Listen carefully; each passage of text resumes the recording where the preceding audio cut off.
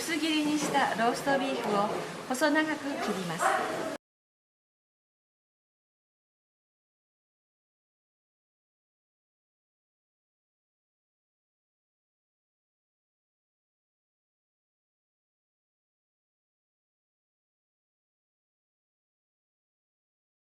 ネギは5センチ長さに切って切り目を入れ、芯を除いて縦に千切りし、白髪ネギにします。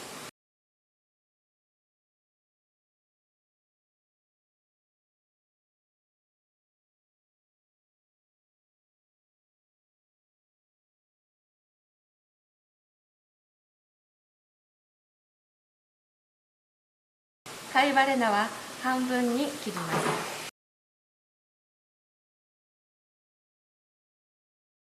ザーサイも細切りにします。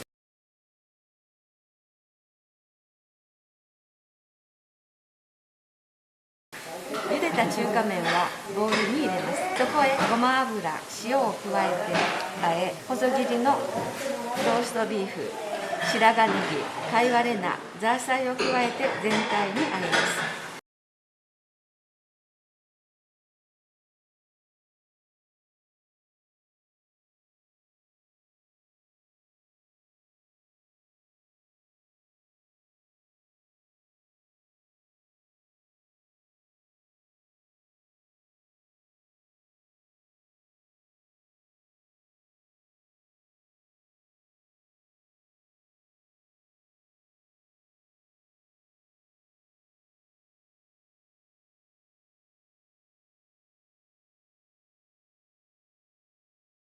これで出来上がりです。